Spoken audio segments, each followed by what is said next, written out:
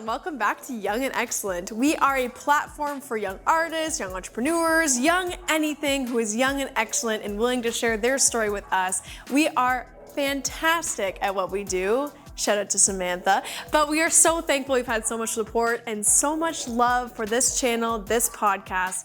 And we have a new addition to the team, and his name is Nicholas Macedo. I love him very, very much. And he has been doing a lot of the camera work, so he's on our team now, which is incredible. I saw him roll his eyes along with Samantha behind the camera, so I thought I'd have to give him a shout out, of course, because clearly I left him out.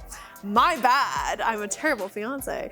Anyways, thank you for tuning in to Young and Excellent. Make sure you like, make sure you subscribe. We love it when you do that, so thank you. Thank you to the Sarnia Journal for sponsoring us, publishing us, and uplifting our voices. You guys are seriously fantastic, and we really, really appreciate your support, especially as young 20-somethings and maybe almost 30, but we're not going to talk about it. Speaking of not talking about it, you should subscribe to their emails and just read and enjoy the news, because staying connected to your community is so important, and we hope you all subscribe, get those daily blasts, and stay in the know. Roza, Roza, I love you, Roza, Roza.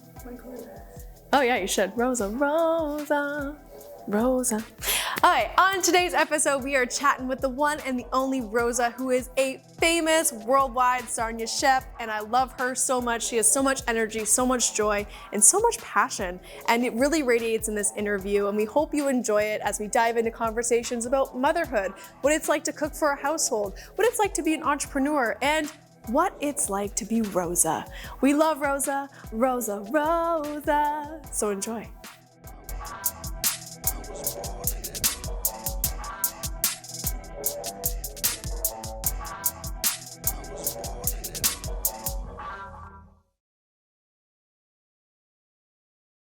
Before. Yeah. In like real life, we've so never like weird. Yeah. I feel like I've seen you. Yeah. And I feel like maybe at like events or like conferences or whatever, maybe, but like most common people will say like, I recognize you from somewhere. Yeah, just because I know that like you're a big time chef. Yeah. Well, I guess. I am now. Tell me, like, what was it like to start being a chef and being excited about food? I don't have that inkling at all, so it's very fascinating to me. It is really cool because it all happened so organically. I didn't go to culinary school. I call myself a mother-trained chef. Oh, I love that. So I learned from like my mom and everyone's mom. I was that friend, like when I was at someone's house and someone's mom was in the kitchen, I would be in the kitchen and be like, what are you making? Can I have some? Gosh. What's in there? I love that. And that was me. Yeah. But my like schooling and background is in marketing and advertising. So I went that helps. so I went to college and school for all of that. I went to school in Toronto and I loved what I did. And I've worked within the restaurant industry in different capacities my entire life and love food, but never wanted to like cook for people because there just wasn't any money in it, honestly, to tell you the truth. Like everyone I met that worked in the kitchen fucking hated it. Yeah. I don't know if you're allowed to swear on here, but I am a potty mouth. Yeah. And it just never made sense where like the kitchen guys would work equally as hard as the front end. I was always a front end person. And I would make triple the amount of this guy and go home and I'm like, babe, thanks for working harder than me. Yeah, thanks for busting your butt in the kitchen. I'm just gonna take all the money and run. Yeah, you know, like that's, and so I had no desire for it because that was the only way in my mind that I saw that you could share your food with people. It's either like work at a restaurant or open your own. Yeah, and like that's also a headache. So I wasn't going to do that.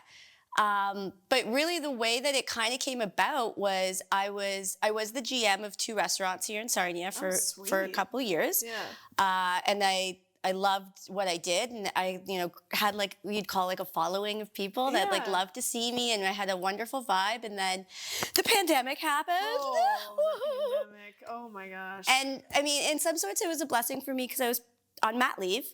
So I had my son, and I was like, okay, cool, I'm just gonna kick it for a year anyway. But I learned that while I was on my mat leave, no one helped me after I had my baby. Like everyone, they tried to help me in their way, and they was like, they would bring me like a tuna casserole or lasagna. And I'm like, okay, I just had a baby. Like everything is cheese in it and everything. I just was like, I need a carrot. Does anyone care about me? Like, can somebody love me? Yeah. And food is my ultimate love language. And I just didn't understand, like people just didn't know what to give me. Yeah, and I was like, do you guys even know me? Like, have you ever seen me eat food like this? Yeah. But I think people's general inclination is to give you what they would consider comfort food. Comfort food to the max, right? Especially in Sarnia. Yeah. Sarnia's all about comfort right? food. And it was just, like carb heavy or like dairy heavy, just things that you didn't want to eat after you had a baby. Yeah, absolutely. And I just kept thinking to myself, like, I can't be the only one like this. Like, there's got to be a better way. So then I just started looking into like different ways of sharing food. And I started following some private chefs online. And I was like, I can do this. So originally it started out with me just trying to help other mamas. Aww. So the first way that I started cooking for people was I did this package, and I still do. It's our most popular package. It's called the New Mama package. Okay. And so we cook food for people that just had babies. That is so unique and so cool. It's the fucking bomb. Yeah. Like, you cannot get a better gift than this. Like, gift it to yourself, gift it to your friends. You just had a baby. We cook food for you and your whole family for the whole week. Wow. So you just come home and you have breakfast, lunch, dinner, snacks, everything set for you. And when it comes to a new mama, we make food that heals you from the inside out. So it's like anti-inflammatory, it increases your breast milk, it helps you like deal with like the amount of protein that if you're nursing, you wake up at 2 and you're hungry and your partner's sleeping and you just want to punch them in the face. Absolutely. You just eat a Powerball. Amazing. And then Like, all those urges go away. Yeah. It's Half magic. of the reason people argue after having a baby is because they're hungry. Yeah. I'm like, you're not absolutely. upset, you're just hungry. Like, There's so much power in what the earth provides us. Yeah. And I feel like we don't take advantage of that as humans. I feel like in a post-World War II world, we have a really hard time not going for the convenience of food, like the hungry man meals, frozen things, and the processed definition of what things. food is supposed to bring, right? Yeah, So the motto of my company is for the joy of food. And that's food is supposed to be joyous. Absolutely. And it's not supposed to be what we've taken it that has become eat and get out of the way. It's a Yeah. task for the day. And most people find it annoying. It is. I hate it. I hate it. To eat. It's Yeah, so crazy to me. It's a privilege that we get to eat, it you know? is. And it's a huge privilege. in the end, it's a mindset that is, I feel like needs to be addressed and changed more about agree. like the importance of food. So yeah, like as soon as I started offering this package, I did it for one person, and then one mom told another mom, and you know how it goes. Yeah. Like, get the mamas happy. Oh yeah. And that's just kind of how it took off. And then I slowly just started thinking, okay, well, do other people want this? And other moms are like, well, I don't have a baby, but can you still cook for me? And it just really snowballed into 4 years of just going at it. That's phenomenal.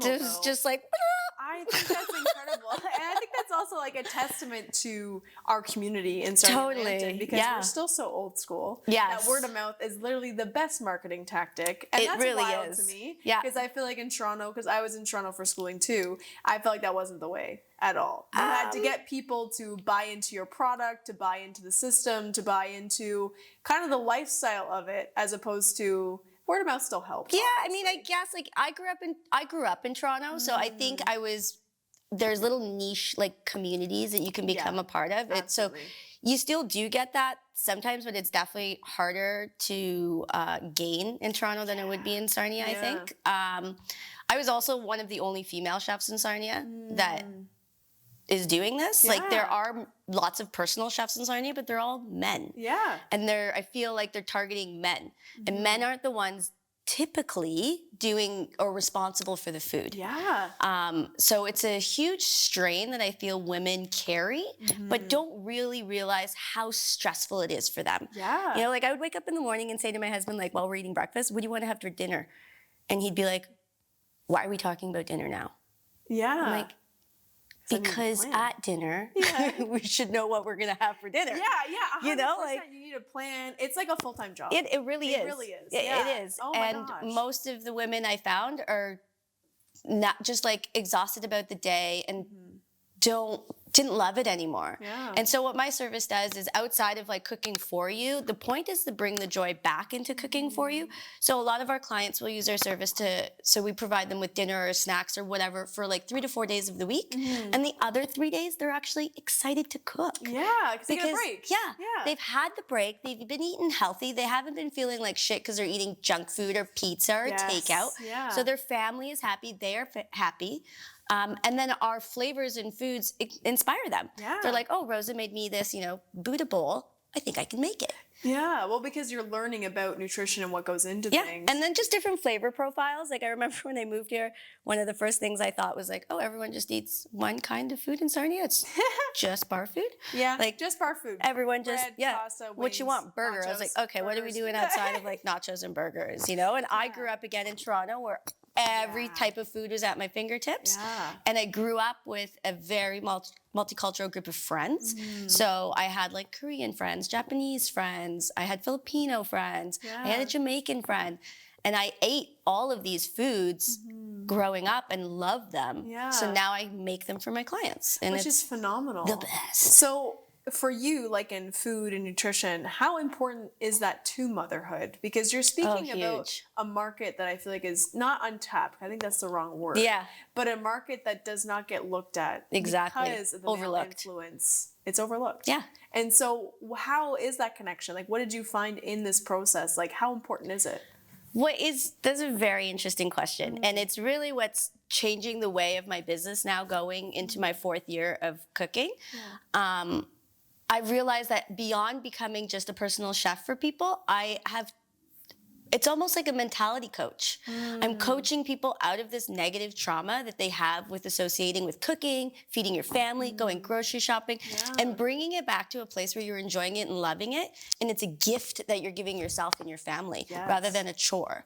So with that, I feel it is so important to remind people why we're cooking. It is because you love your child, or it is because you love yourself. It doesn't have to be for somebody else, right? Absolutely. So it is switching that mindset of this is annoying or it's taking up my time to allot time for it, to allow it to be something responsible and happy and something that makes you joyous. Yeah, because when you do that, the food will actually treat you better. Yeah. Right? If you're making a stressful meal, you're eating that stress. Oh, I've heard that many, many a time. And it is actually a proven fact. You can research it. It's been, when they put music for the wine and the grape leaves, it's energized food.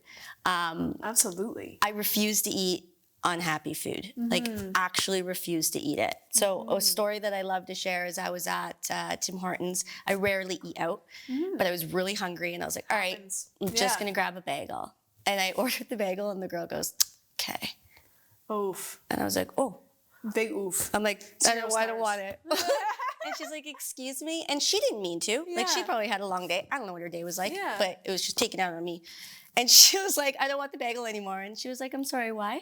And I was like, because it's an angry bagel. And I don't want to eat an angry bagel. Just give me my coffee. Because then I'm going to eat this bagel and have her like negative energy put into my, I don't want that. No. So that's where it is. Like, I think a lot of my cooking and becoming a part of motherhood families is, showing the mom that, yes, food is important.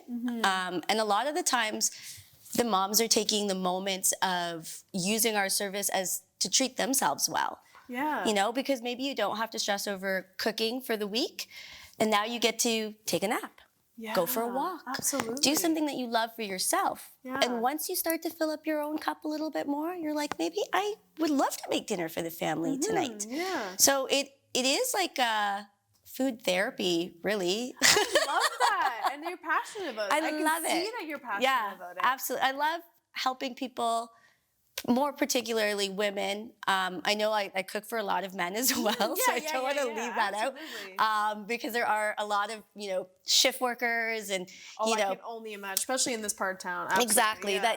That realize, which is what I really love too, again, like being through that food therapy, is shift workers often get offered meal slips, and they're all for like pizza, burgers, blah, blah, blah. And they're crushing these 12-hour shifts with nothing that's actually making them feel good. Yeah, and then they're tired and run down.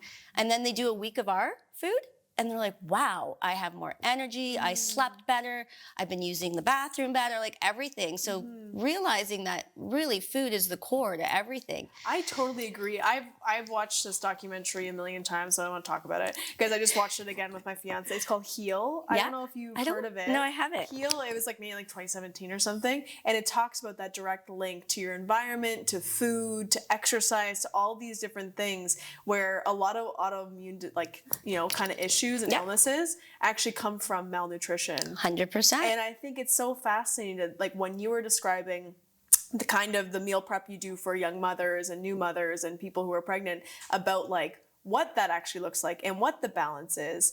I feel like that's so common of an issue that we face as women and a lot of people face. And why isn't it talked about? Like, I feel like I think it's people feel shame about it. A lot of women will message me and say, I feel really like I'm a bad mom. And I'm like, you get someone to cut your grass and your husband doesn't feel bad about it for a minute.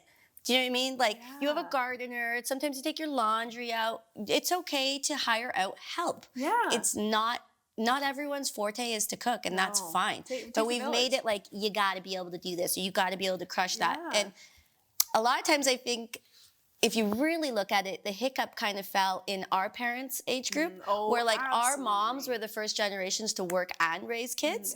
And they were told, freezer meals came out, KFC, all this stuff came out. So they took on that, like, okay, we're going to be working mothers, and we're not a lot of us grew up watching our job. Yeah.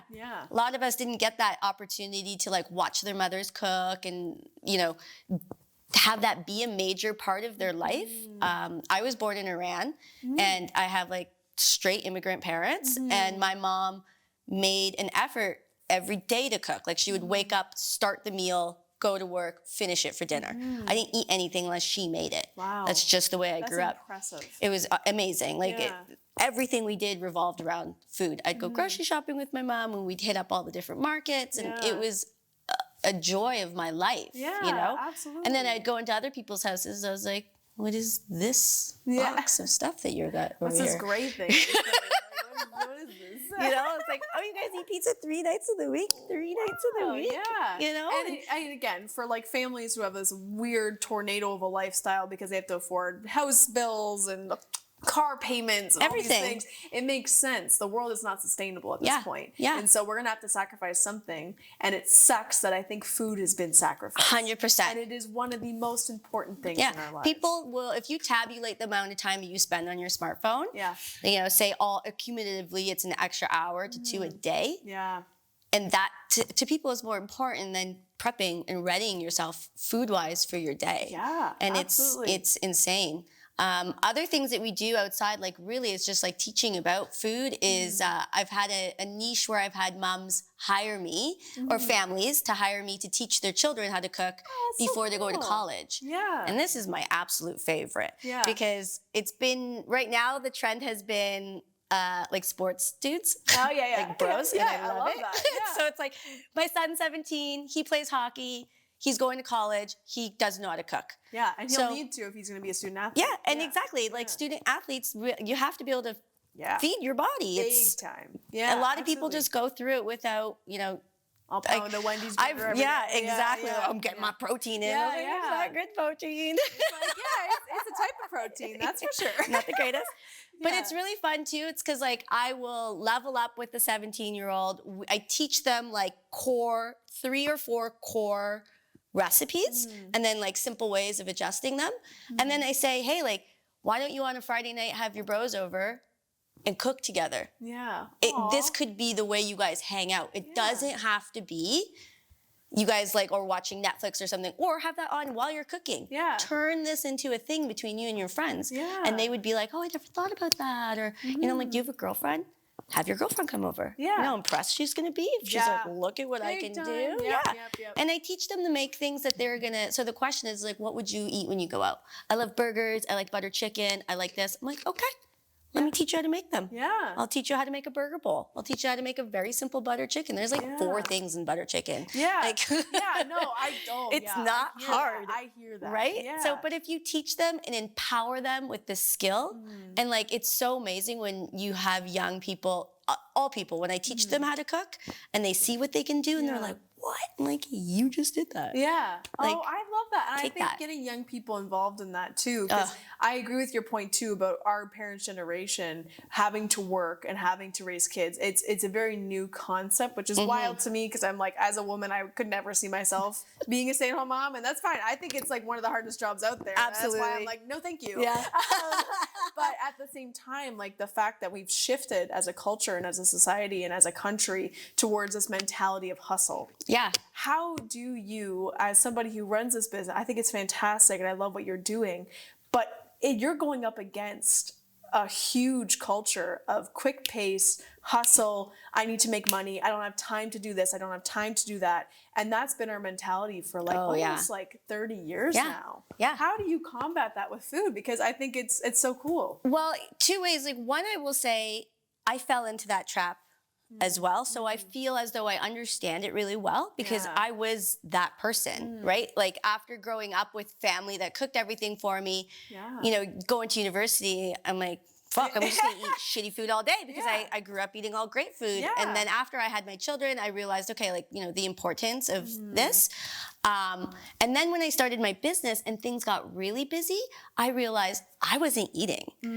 I was becoming the exact thing that I was trying to stop other people from becoming. Absolutely. You know, it's like I would cook and prep and take care of people's families beautifully. And it was like, what did I eat all day? Like whatever fell on the floor. Literally, I was like, floor carrot, floor vegetable, whatever. That's what I would eat. And that was like my second year into business. And I realized that I needed to take a step back and understand my actual point and mission. So I changed the way that I work, where I treat myself in the mornings and I do like my workouts. I go to the sauna. I make sure I treat myself well. And then that allows me to treat my clients You gotta fill your bucket first before you fill others. And I think that's the biggest thing when it comes to like this go, go, go, go, go culture. And especially with moms, parents, whatever, they thin themselves out like this, don't give themselves any love, and then they don't have nothing to share. And food really is sharing love. And if you have no love left in you to give, you're gonna just throw something in the microwave. And hey, we've all done that. Like I still give my kids Kraft dinner every now and then. Like it is what it is. Like who doesn't like a cheesy noodle? Absolutely. Kraft dinner slaps, especially with some hot dogs in it. Right? Oh, it's so good. Well, I do broccoli and I put a little curry powder in my Kraft dinner. It's really so good. I would like that. Broccoli and curry is really good. Okay. But the idea is, again, like to realize the bonuses of eating well. Right? Like if you want to actually be successful in your job, it has to start here. Right? Absolutely. So you can be successful and push, but eventually you're going to burn out and you're not going to be able to enjoy your success because you're unhealthy and you're falling apart. And healthy doesn't look like limit. Like you don't have to limit your calories. You don't have to limit your food intake. You don't have to limit anything. You just have to make choices that are more sustainable for your body. That's it. Like as soon as you do that, it doesn't matter about losing weight. It doesn't matter about losing anything. It's just about how do you make your body set up for success rather than failure. And it all kind of like will stack up, right? As soon as you start doing that one thing, like, okay, I'm going to make myself lunch every day, then you're going to realize, okay, well, I'm actually not going out for lunch and I've saved $100 this week. So much money. Right?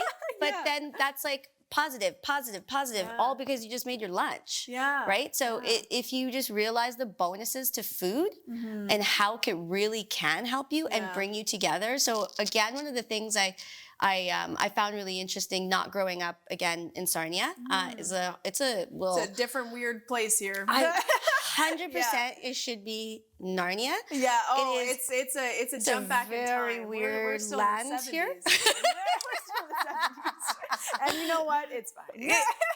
But it's also lovely. You know what I mean? It is what it is. Everyone's great. I just laugh because every time I was in Toronto, every time I said I'm from Sarnia, immediately it sounds like Narnia. And it's like, okay, but it is true. I feel like I time travel the minute I get on the 402 and I get here and I'm like, I don't even know what world I'm in anymore because this is all operating so differently than it does. Everyone does operate a little bit differently here, and but I think introducing this new concept has been because again, there were other people that did something similar to me, but never fresh food and not targeted towards the main person, which is generally the mother or which families. Is amazing. I think that's beautiful. I love it. It honestly, like it makes me so happy. The name of my business, Basalamati, in Farsi means to good health. So when you cheers someone, you say Basalamati. So nice. I didn't know and that's where the business comes from. So I always just want to be happy and give you food. You know, like that's what my house was always like. It was always like, come over, there's food, let's go. and being first generation, like in Canada. Yeah. Well, I'm not even my children. Oh, are first generation. your kids are. Yeah, because you were born. I was born in Iran. Oh my yeah. gosh, So my kids are first generation. So when did you move over here? I was 2. So my parents brought me over when I was 2, and I grew up here. And but again, like grew up in a full immigrant family. Like the first time I had craft dinner, I was in grade 7. Wow. And I was like, what is this? That's the first really time cool, I ate bacon, I was like 16. Like, what is this? And I was like, what the fuck? Why did my mom not let me eat this for so long? Yeah. So good. Now I put fucking bacon in everything. I'm like, How does that know about this? Yeah. How does that affect your experience though? Like being an immigrant and having an immigrant base in your family, even when you're in Canada, in terms of as a business owner, like how do you feel like that has like empowered you? Oh, exponentially. I think one of the things, a lot of, I want to say this without being negative, but I think a lot of people who are Canadian, and I am Canadian, but born in Canada, sometimes forget how fucking awesome it is. Yeah. Do you know what I'm saying? I was like, what are you complaining about? Yeah. Look at your country. Yeah. Look at all the things we have. Look at all the opportunities that are available here, right? Absolutely. And having my parents come here, start their own business, and see them succeed has made me always strive for that, right? My parents never worked for anyone ever. And though I have, all of the jobs I've done have always been in a creative capacity. So it never really felt like work because I was being able to be creative. Especially when you're a chef. I feel like that's so creative. Yeah, and prior to that, I was an art director. So it was always fun. Again, I just refuse to do things that aren't fun. I'm like, is this fun? Is this not fun? Yeah. I'm not coming. It's all about life. It's that fun. Yeah. And that's what it is. And you just bring that into something that you love doing. I think that really I could have picked any thing that I enjoy doing and then made a career out of it. But I love to eat all day, you know? So I'm like, okay, how can I get paid to do what I love and then make other people happy? And it just worked out to be this. Yeah. That's beautiful. And I loved your point about Canada being fantastic. Oh, yeah. Because it is such a complex thing to say that, you know, because we do have to acknowledge colonization. Oh, we do have for to sure. acknowledge that the land has had some pretty traumatic experiences, and also we have to acknowledge the economic crisis that we're in and groceries impacting that and all this stuff. But at the end of the day, the fact that we can walk out of our houses and feel a sense of freedom is such a beautiful, empowering stance to take that doesn't make you feel like a victim. Totally. And I feel like food also needs that. Yeah. And I think the fact that you've been able to kind of bridge those together is beautiful. And I love that. bring people together. Like I always say, change the way you hang out. This was what I was talked about before. I found in Sarnia, everybody hung out the same way. Oh, yeah. I was like, we're just gonna. Beer. That's literally. I was like, we're just gonna sit in the garage and drink beer, play King's Cup, or maybe like some darts. drink wine and cry. I was like, are there different options? No, not you know? in Sarnia. Yeah. So I started introducing when I also lived in Alberta for a few years. Oh wow. Mountains. Oh, it's a life-changing experience. It is. It's true. That's what it's like. And I was like, what? It's like, wow, what is this? And that's another thing. Like when you live in the mountains, you feel like a piece of shit because you're like, look at this sick fucking mountain. And look at me so small compared to it. Right? Yeah, it really humbles you because you're like, shit. Like, that's why climbing mountains is one of my favorite things to do. Yeah. I'm like, it makes you feel superhuman. Yeah, totally. Just looking at a mountain. Yeah. But hanging out. So when I was in Alberta, I used to always host food events at my house just for fun. Yeah. So I'd do like a jam where everyone came over and we made jam while we wore our jammies. You know, it's like, I love that. let's just do shit. Do that. Oh my God, but it's all based around food. I'm like, meatball night. I did dumpling night. One time we made 300 dumplings. We ate like 250 of them, but oh my God, I love it was that. so much fun. Yeah. And like then everybody went home and everyone was happy. Yeah. Right? Like let's You not feel like let connected. not drinking be the thing that you're doing or like just staring at a TV together. It's hard. Why don't I always tell moms, and I host cooking classes in my kitchen, but I'll say, why don't like 3 moms just get together, drink wine and prep for the week? Yeah. What are y'all my God, doing? That's so, you know what I mean? amazing. Just time management. Yeah. But like change the way you hang out. If you're hanging out with your kids, cook while you're doing it. Yeah. Have them cook with you while There's you're doing no it. problem Like, with that. let's interject cooking into what we do. And I think our young people need to be included in that more Big time. so than they are right People now. get real nervous. I give my kids knives, 4 and 6. My kids chop, cook. They're all like, what's happening? He's doing all kinds of stuff, but he feels so empowered. My kids aren't scared. Yeah. Because a lot of times moms will just be tired and annoyed and be like, let mom do it. Let me do it. Or get out of the kitchen. Yeah, and you know? you will have those days. No matter who you are, No matter you'll what. have those days. Absolutely. But it is important to have that mindset. Yeah. Okay, so last question. Yeah. For all of our listeners and watchers here, what is the greatest advice you can give them? It doesn't have to be food related. It can be anything out of your mind. Which is just like your previous guest. I was lucky enough to see her last little bit. But you genuinely cannot care what people say. When I first presented my idea to everybody that I knew, like my Sarnia friends, everyone was like, who's gonna pay you to do something that they can do themselves? I was like, the right person. Yeah. I'm like, you are not my client. You're not my client. Yeah. But I know the right person will. Yeah. Not one person was like, you're gonna crush it. Everyone was like, this doesn't make sense. I don't really understand. That's surprising to me. Everyone said it to me. Wow. And I was like, I'm still gonna do it, especially with like the name of my company being what it was. It wasn't like, I cook for you. You know what I mean? Yeah. No, I totally get that. And it's like, it was so confusing for everyone. And I was like, well, I'm just gonna keep doing it every day until something happens. Absolutely. And I just did. If I were to listen to every bad thing everyone said about what I'm doing and how to do it and how it's not aligned with whatever bullshit they wanted to give me that day, for real. nothing would have happened. Yeah. For 4 years, I've been running my business. I've trained several other chefs. So not only do I run my own business, I also train other people to run a similar business to mine, which amazing. is like the best. Yeah. Because I meet people that graduate from culinary school and they're like, oh, I guess I'm just gonna make $18 an hour working in a kitchen. I was like, or I can teach you what I do, and you can help people and be happy and make your own schedule. Yeah, So just empowering people with that. Yeah. But none of it would have happened if I would have listened to everybody. Man, You know, that you is a just beautiful sentiment. can't care. It's so much easier to say than do. But it is just believe in yourself. Really, no one else is your cheerleader You gotta but back you. yourself. 100%. Yeah. I love, Rosa, you're such a joy. Yay, I thank you. love talking with you. I really love your energy and I is love great. your passion and like, thank you so much for Yeah, having me on thanks the for show. having me. Oh I'm my really God. excited It's to so, be here. I feel like this has been gone like only like 5 minutes since we Yeah, started. I'm a talker. I can talk forever. I get it. Yeah. And I love to listen. I love to talk. So I like to shape shift sometimes. Yeah. But I loved it. Yay. Thank you so Well, much. thanks for having me. Thank you. I'm excited Have to a hear about good one. Bye, y'all. Enjoy.